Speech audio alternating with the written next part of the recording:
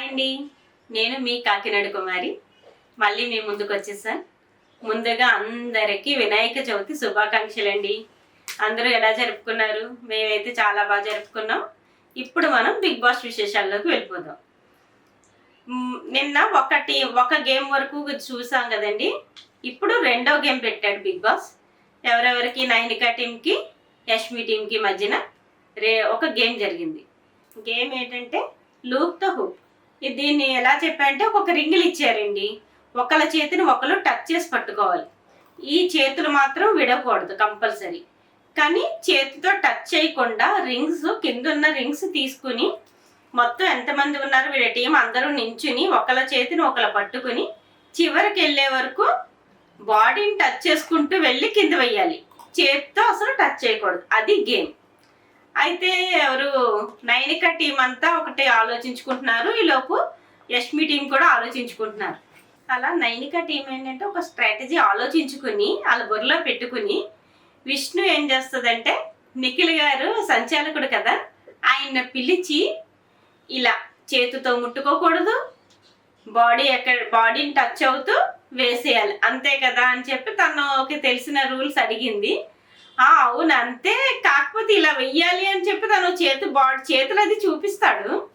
కాకపోతే చేతి మీద నుంచి వెయ్యాలా, ఫేస్ కూడా బాడీలో ఒక పార్టేనా అనేది వాళ్ళకి క్లారిటీ లేదు. కానీ వీళ్ళు ఒక ఆలోచనలో అయితే ఉన్నారు. గేమ్ స్టార్ట్ అయింది. నైనిక టీం ఏం చేస్తుందంటే ఫేస్ టు ఫేస్ మార్చుకుంటూ హెడ్ టు హెడ్ మార్చుకుంటూ లాస్ట్న నబుల్ ఉన్నారు ఆయన కింద వేస్తున్నారు. తర్వాత వాళ్ళు ఏం చేస్తున్నారు, యష్మి టీం బాడీ టచ్ మొత్తం ఇలా బాడీ నుంచి మళ్ళీ హ్యాండ్ నుంచి ఒకళ్ళ హ్యాండ్ నుంచి ఒకళ్ళకి అలా. వాళ్ళది కొంచెం లేట్ అవుతుంది, వీళ్ళది కొంచెం ఫాస్ట్గా అయిపోతుంది. అలా ఇద్దరు ఎవరి ఆటలో వాళ్ళు చాలా బిజీగా ఉన్నారు. నిఖిల్ చూశారు, కాకపోతే ఏంటంటే వాళ్ళ స్ట్రాటజీ వాళ్ళు వాడుతున్నారులే అనుకున్నారు ఆయన. తర్వాత ఫైనల్గా లాస్ట్ వీళ్ళు వేసేటప్పటికి రింగు ఎవరు అభయ్ చూశాడండి. చూసి అది రాంగ్ అలా ఆడేస్తున్నారు అది ఇదని కొంచెం గొడవ పడ్డారు. గొడవ పడితే ఫస్ట్ ఏమవుతుందంటే ప్రేరణ 2 సార్లు చైన్ టచ్ చేసేస్తుంది. అది అసలు తప్పు. గేమ్లో చేయి టచ్ అవ్వకూడదు. రింగ్కి చేయి టచ్ అయిందంటే అసలు వాళ్ళు అప్పుడే డ్రాప్ అయిపోవాలి, వాళ్ళు ఓడిపోయినట్టే అర్థం. కాకపోతే గేమ్ అంతా ఆడారు కనుక నిఖిల్ ఇవన్నీ కూడా కన్సల్ట్ చేసి టీం ఎవరు నెగ్గారు అంటే నైనిక టీం విన్ అని చెప్పి అనౌన్స్ చేశారు. అనౌన్స్ చేసిన తర్వాత రూమ్లోకి వెళ్ళిపోయారండి. లోపలికి వెళ్ళిన తర్వాత వీళ్ళు చాలా ఫోక్ చేస్తున్నారన్నమాట. ఎవరు యష్మి టీం వాళ్ళండి. యష్మి లోపలికి వెళ్ళాక ఏమంటదంటే కరెక్ట్గా చెప్పలేదు అన్నట్టు నిఖిల్కి చెప్తుంది. నిఖిల్ అంటారు బిగ్ బాస్ కూడా అనౌన్స్ చేశారు కదా, శరీరం మీదుగా ఎవరు వెళ్తే వాళ్ళకే మీరు చెప్పండి అని కరెక్ట్గా అన్నప్పుడు మీరు ఏం చెప్తే బిగ్ బాస్ అదే చెప్పారంటది. అదే చాలా నవ్వు వచ్చింది. బిగ్ బాస్ ఎవరి మాట వినడు, తను ఏమనుకుంటే అదే చేస్తాడన్న విషయం వాళ్ళకి ఇంకా అర్థం కానట్టు ఇక్కడ సంచాలకుడైన నిఖిల్ ఏం చెప్తే అదే అనౌన్స్ చేసినట్టుగా తను యష్మి చెప్తుంది. కానీ అది నాకు నచ్చలేదు, కరెక్ట్ కాదు. సంచాలకుడు ఏది చెప్తే అదే కరెక్ట్. ఇలా డిస్కషన్ అయిన తర్వాత సోనియా రూమ్లో కూర్చుని ఉంటుందండి. నిఖిల్ రూమ్లోకి వెళ్తాడు. నేను కనుక ఈ వీకెండ్లో ఎలిమినేట్ అయిపోతే నువ్వు రిగ్రెట్ ఫీల్ అవుతావా అని అడుగుతుంది. అంటే నిఖిల్ చాలా తెలివిగా సమాధానం చెప్పాడండి. ఫీల్ అవుతా, ఎందుకంటే నీతో పోటీ పడలేకపోయానే అని చెప్పి ఫీల్ అవుతానని చెప్పాడు. వాళ్ళిద్దరి మధ్యన ఆ సంభాషణ. తర్వాత వేరే రూమ్లో బాయ్స్ కూర్చుని ఉన్నారు. ఎవరెవరు శేఖర్ భాషను నబిలు కూర్చున్నారు. వేరే చోటేమో ఇంకొక మంచం మీద ఇంకొకరు కూర్చున్నారు. వీళ్ళిద్దరి మధ్య మాటలండి. ఇప్పుడు ఎలా అంటే శేఖర్ భాష అంటారు వాడు మనిషి అయ్యాడు అంటారు. ఎవరిని ఉద్దేశించి అంటే మణికంఠని ఉద్దేశించి శేఖర్ భాష అంటారు. ఈలోపు నబిల్ ఏమంటాడంటే అవును నిజమే, నన్ను ఒరే గిరే అని కూడా పిలుస్తున్నాడు, మటన్ గేటన్ గురించి కూడా మాట్లాడుతున్నాడు అని చెప్పేసి అక్కడ కొంచెం సరదాగా మాట్లాడుకున్నారన్నమాట. తర్వాత బయట కూర్చుని అబ్బాయి యష్మి మాట్లాడుకుంటున్నారండి. దేని గురించి అంటే మన విష్ణు ఉంది కదా, తను బ్యాండ్స్ ఇప్పుడు తను ఏ టీంలో జాయిన్ అయితే ఆ టీం బ్రాండ్స్ పెట్టుకుని ఉండాలి కదా, అవి తను వాష్రూమ్లో వదిలేసింది. వీళ్ళు అవి తీసి దాచేశారు. అది వీళ్ళకేమైనా గేమ్లో ఉపయోగపడుతుందా లేదా అన్న తర్వాత చూద్దాం. వాళ్ళు కూడా అదే అనుకుంటున్నారు. తను అసలు పట్టించుకోవట్లేదు, కేర్ చేయట్లేదు, అసలు అవి ఏమయ్యాయని కూడా అనుకోవట్లేదు అని చెప్పి. కాకపోతే మనం ఒకటి గుర్తుపెట్టుకోవాలి, నాకెందుకో యష్మి చాలా అసలు కరెక్ట్గా అనిపించట్లేదు గేమ్లో. తను గెలిచినప్పుడు చాలా ఎక్కువ ఓవర్ యాక్టింగ్ చేసింది, చాలా యాక్టింగ్. పోన్లే గెలిచిన ఆనందం అనుకుందాం, ఓడిపోతే అంతకంటే ఎక్కువ రియాక్ట్ అవుతుందండి. ముందు తను గెలిచినప్పుడు నైనిక టీం వాళ్ళందరూ కూడా కంగ్రాట్స్ చేశారు, క్లాప్స్ కొట్టారు, హ్యాపీగా ఫీల్ అయ్యారు. మేము ఓడిపోయామన్న ఇదితో కూడా లేకుండా అంత మంచిగా చేశారు. వాళ్ళు గెలిచిన ఒక్క పాయింట్కి వీళ్ళైతే ఇంకా చాలా ఎక్కువ చేశారు. నాకైతే తన యష్మి క్యారెక్టర్ అంతగా బుర్రకి ఎక్కలేదండి, కరెక్ట్ అనిపించలేదు. మీకేమనిపించిందో నాకు కామెంట్ చేయండి తప్పకుండా. శేఖర్ భాష, ప్రేరణ, అబ్బాయి ముగ్గురు కిచెన్ దగ్గర కూర్చొని నామినేట్ ఎవరెవరు అయ్యారు వాళ్ళ పేర్లు ఏంటో తెలుసుకుని ఎవరు వెళ్ళిపోతారు అనేది వాళ్ళు గెస్ చేస్తున్నారండి.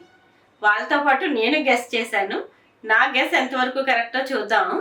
వాళ్ళైతే మణికంఠ అనుకుంటున్నారు, నేనైతే మణికంఠ అప్పుడే వెళ్తాడు అనుకోవట్లేదండి. మణికంఠ అప్పుడే వెళ్ళడనేది నాకు స్ట్రాంగ్గా అనిపిస్తుంది. నా ఫీలింగ్ అయితే బేబక్క వెళ్ళిపోద్దేమో అని నా ఫీలింగ్. నేను రోజు చూసే ఆటల ప్రకారంగా నా ఉద్దేశం అది. మీకేమనిపిస్తుందో కూడా నాకు కామెంట్ చేయండి. తర్వాత నెక్స్ట్ డే మొదలైందండి. నెక్స్ట్ డే ఏంటంటే సీత టీ పెట్టేసింది, స్టవ్ మీద టీ పెట్టి పాలు అన్నీ వేసేసింది. అబ్బాయి అడిగాడు కూడా, అన్నీ వేస్తావా ఏంటిది అనేసి. అంటే టీ అన్నా అన్నీ వేసేసాను, చాయ్ పత్ర ఏమన్నా తక్కువైతే వేయి, చూసుకుంటూ ఉండి 5 నిమిషాల్లో వచ్చేస్తానని వెళ్ళిందండి. తను వెళ్ళొచ్చేలోపు పాలు పొంగిచ్చేసి ఆ టీ పొంగిపోయింది.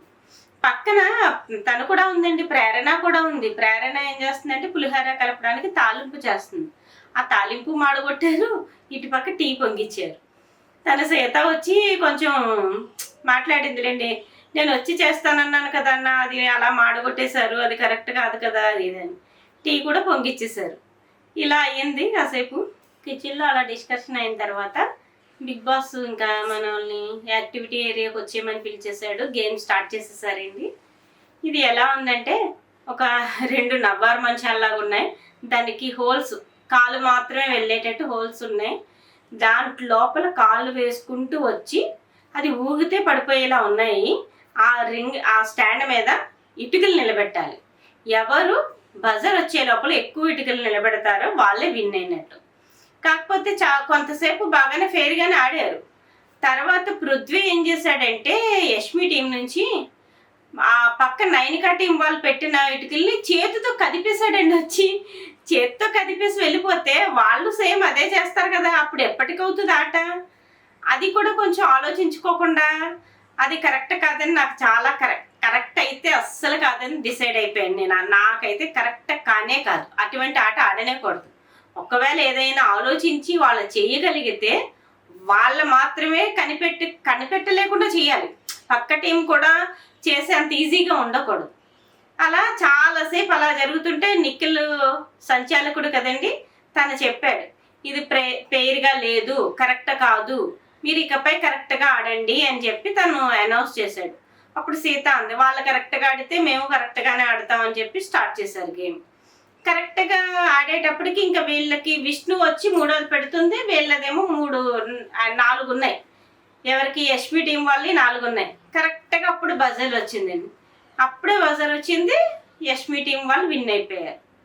కాకపోతే నాకేమనిపించిందంటే బిగ్ బాస్ కూడా ఎవరికి విన్ చేయాలో అప్పుడే బజర్ కొడతారేమో అనిపించింది అది చూస్తే. నాకైతే ఏంటంటే యష్మి టీం వాళ్ళు బాగా ఇదిగా ఉన్నారు, వాళ్ళు ఎలా రన్ చేస్తారు అనేది చూడాలనుకున్నట్టున్నారు. ఆ విధంగా యష్మి టీం నెగ్గింది ఇక్కడ. ఇప్పుడు నిఖిల్ టీంలోంచి ఒకరిని తీసుకోవాలి కదండి, సోనియాని తీసుకున్నారు వాళ్ళు. వాళ్ళ టీం 6గురుగా సభ్యులుగా ఉన్నారు. వీళ్ళకి బిగ్ బాస్ కొన్ని యాక్సెస్ ఇచ్చారు. అదేంటంటే ఎవరెవరిని 3గురిని తన రూమ్కి పిలిచారండి. 3 టీములకి ఒక A4 షీట్స్ లాంటివి ఇచ్చి వాళ్ళకి టీంకి ఒక పేరు పెట్టుకోమని చెప్పారు. ఒక్కొక్కరు ఒక పేరు పెట్టుకున్నారు. నైనికా టీం వాళ్ళేమో అంతులేని వీరులు, యష్మి టీం ఏమో అఖండ అని పెట్టుకుందండి. వాళ్ళ పేర్లు అవి. ఇప్పుడు మన నిఖిల్ ఉన్నాడు కదా, నిఖిల్ ఏమో కెరటాలు అని. ఇలా 3 పేర్లు ఇలా 3 డిసైడ్ చేసుకున్నారు. వీళ్ళ ముగ్గురిని బిగ్ బాస్ రూమ్లో పిలిచారు. పిలిచిన తర్వాత వాళ్ళకి నెగ్గిన టీం ఉంది కదా, ఎవరు మన యష్మి నెగ్గిన టీం కదా, తను టీం వాళ్ళు ఏ పనులు చేయని అవసరం లేదు, మీరు మిగిలిన 2 టీంల వాళ్ళు కూడా ఏం చేయాలో మీరే డిసైడ్ చేయొచ్చు అని ఒకటి చెప్పారు. ఇంకప్పుడు యష్మి సూపర్ ఆనందంతో వీళ్ళ నిఖిల్ టీంకి ఓన్లీ కుకింగ్ ఒకటే పెట్టిందండి. మిగిలిన అన్ని పేర్లు కూడా పాపం నయనక టీంలోకి టపటపా పెట్టేసింది. మొత్తం అన్ని పనులు, ఒక 10 మంది చేసే పనులన్నీ కూడా ఒక 5గురే చేయాలన్నట్టు తను పెట్టేసి నవ్వుకుంటూ కూర్చునిపోయింది. అక్కడే పాపం నయనికకు చాలా కోపం వచ్చేసింది, కానీ కంట్రోల్ అయ్యింది. తర్వాత రూమ్లోకి వెళ్ళిన తర్వాత ఇలాగని చెప్పిన తర్వాత టీం అందరూ కూడా చాలా బాధపడిపోయారు. విష్ణు అయితే గోల పెట్టేసింది కూడా, బాబోయ్ నేను ఇన్ని పనులు ఎలా చేయాలి, నాకు అసలు పనులు చేయడమే రాదు అని తను అయితే గోల పెట్టేసింది. సీతకును వీళ్ళకి కూడా కొంచెం డిస్కషన్స్ కూడా చాలా జరిగాయండి ఈ విషయంలో. ఒకటి చెప్తాను, ఫస్ట్ కిచెన్లోకి వెళ్ళి వీళ్ళకి కొన్ని డ్రింక్స్ అని చాక్లెట్స్ కూడా ఇచ్చారు, స్పెషల్ రూమ్ కూడా ఇచ్చారు. అందులోకి వెళ్ళి ఆ రూమ్లోంచి వీళ్ళ చాక్లెట్లు అవన్నీ తింటూ ఎంజాయ్ చేస్తున్నారు. బాగా ఫోకప్ చేశారు, వాళ్ళని బాగా ఏడిపించారు అన్నమాట, చాలా ఏడిపించారు. కాకపోతే అంత చేయకూడదండి, అది కరెక్ట్ కాదు. రేపు అన్న తర్వాత వీళ్ళు కూడా విన్ అవుతారు, వీళ్ళకే అవకాశం వస్తుంది అనే విషయాన్నే మర్చిపోయి మేము మాత్రమే విన్ ఉంటాం, మేము ఎప్పుడు ఇలాగే ఉంటాం అన్నంత ఎక్కువ చేశారు యష్మి టీము. అది కరెక్ట్ కాదు. ఇంకొక విషయం ఏంటంటే డ్రింక్స్ వేసుకున్నారండి గ్లాసుల్లో, కిచెన్ దగ్గర నించుని. అది బాటిల్ ఫస్ట్ డస్ట్బిన్లో వేసేసారు, ఖాళీ బాటిల్. తర్వాత ఎవరు అబ్బాయి అన్నాడు, ఏమనంటే అది మన డ్యూటీ కాదు కదా అంటే వెంటనే ప్రేరణ డస్ట్బిన్లో బాటిల్ తీసుకొచ్చి మళ్ళీ పైన పెట్టి నవ్వుకుంటూ వాళ్ళు నవ్వుతుంటే ఈలోపు సీత వచ్చింది. ఆ విషయం అంతా గమనించి తను తీసి ఆ బాటిల్ డస్ట్బిన్లో వేసింది. కానీ చాలా హట్ అయిపోయింది, ఆ విషయానికి చాలా చాలా హట్ అయింది. మరి అలా చేయాలా, అది కరెక్ట్ కాదు కదా అనేసి. కానీ నిజంగానే వాళ్ళంత మరీ చెయ్యకూడదు, చాలా తప్పది. వాళ్ళు తాగిన డ్రింక్స్ గ్లాసెస్ కూడా వాళ్ళు ఎక్కడ తాగారు అక్కడే వదిలేస్తే సీత వెళ్ళి తీసుకొచ్చి అవన్నీ కడిగి పెట్టిందండి. అదంతా కూడా మనకి ఎపిసోడ్లోనే ఉంది, మీరు అందరూ చూడొచ్చు కూడా. నాకైతే అస్సలు నచ్చలేదు.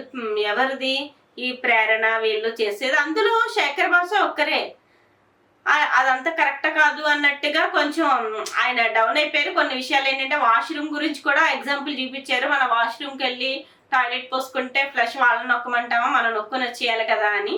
నిజంగానే వీళ్ళంతా హంగామా చేశారన్నమాట, అది కరెక్ట్ కాదని నాకు అనిపించింది.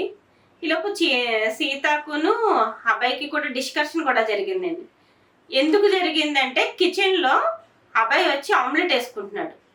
ఆమ్లెట్ వేసుకుంటే సీత అడిగింది, ఏమడిగింది, మీకు కిచెన్లోకి వచ్చి మీరు వేసుకోవాలక్కర్లేదు, కుకింగ్ వాళ్ళ సెక్షన్ కదా, వాళ్ళకి చెప్తే వాళ్ళు వేస్తారు కదా అన్నది. అంటే నాది నా ఇష్టం, నేను వేసుకుంటాను, వేసుకోవద్దని ఏం చెప్పలేదు, నాకు నచ్చినప్పుడు నేను వేసుకోవచ్చు అని చెప్పి అబ్బాయి కూడా వాదించాడు. అప్పుడు సీత ఏమైందంటే వాళ్ళకి కుకింగ్ వాళ్ళకి మీరు హెల్ప్ చేస్తున్నట్టే కదా, అప్పుడు మీరు చేసుకున్న గిన్నెలు మీరే కడిగేసుకోండి, అప్పుడు మేము కడగను అనేసి అనింది. అలా ఎందుకు, కడగాలి తప్పదు అంటే ఇలా డిస్కషన్ చాలా వేడివేడిగానే జరిగిందండి. సీత కూడా మేమేం పని వాళ్ళం కాదు అనేసి తను బాధపడింది, చాలా ఫీల్ అయ్యింది కూడా. సీతని దమాక్ లేదంటే ఇంకా ఫీల్ అయిపోయి తను పాపం భోజనం చేస్తూ మాట్లాడుతుంది. డిస్కషన్ అంతా భోజనం మధ్యలో. ఇంకా భోజనం దగ్గర నుంచి లేచిపోయి తన బెడ్రూమ్లోకి వెళ్ళి చాలాసేపు ఏడ్చేసింది.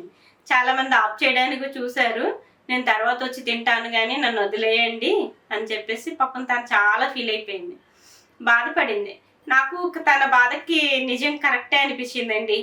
మీకేమనిపించిందో చెప్పాలి, నాకు కామెంట్ చేయండి తప్పకుండా, చూసిన ప్రతి ఒక్కరూ కూడా కామెంట్ చేయాలి. అలా నైట్ అయిపోయింది. బయట ఆదిత్య ఓం గారు కూర్చొని పడుకోవడానికి, సోఫాలో పడుకోవడానికి అనుకుంటే తను పిల్లోను బెడ్షీట్ పెట్టుకుని రెడీగా ఉన్నారు. ఈలోపు పృథ్వీ వచ్చి ఏవో మాట్లాడుతున్నారు. వాళ్ళిద్దరి మధ్యన అలా డిస్కషన్ జరుగుతుండగా రూమ్లో నిఖిల్ వాళ్ళేమో వీళ్ళు పాపం పడుకోబోతుంటే మధ్యలో లేపినట్టు అయినట్టుగా ఏదో డిస్కషన్ పెట్టుకున్నారు, వాళ్ళంతా నవ్వుకుంటున్నారు అన్నమాట. ఇలా జరిగిందండి ఈరోజు ఎపిసోడ్.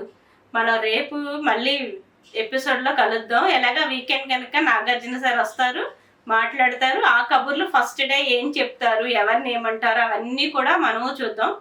మనం అనుకున్నదేంటి, నాగార్జున సార్ వచ్చిన తర్వాత చెప్పేది ఏంటి, మన అనాలిసిస్ ఎలా ఉంది, ఆయన చెప్పేది ఎలా ఉందో ఒకసారి మనం తప్పకుండా ఫస్ట్ వారం కదా తప్పకుండా చూద్దాం. ఎలా అంటే మనం అనుకున్నట్టుగానే వస్తుందా లేదా. నాకు ఇంతకుముందు నేను చూసినప్పుడు నాకు అసలు ఈ రివ్యూ చేయడానికి కారణం కూడా అదేనండి. నేను ఒకలా అనుకుంటూ ఉంటాను, కానీ అక్కడికి వచ్చి చెప్పేటప్పుడు ఇంకొకలా ఉంటుంటుంది. అరే ఇలా అనుకున్నాం కదా అనుకుంటుంటా, అంటే అందరూ ఒకలాగే ఆలోచించరు అనేదానికి ఇది. సరే అండి, ఉంటాం మరి. ఇంకా ఇట్లు మీ కాకినాడ కుమారి. బాయ్.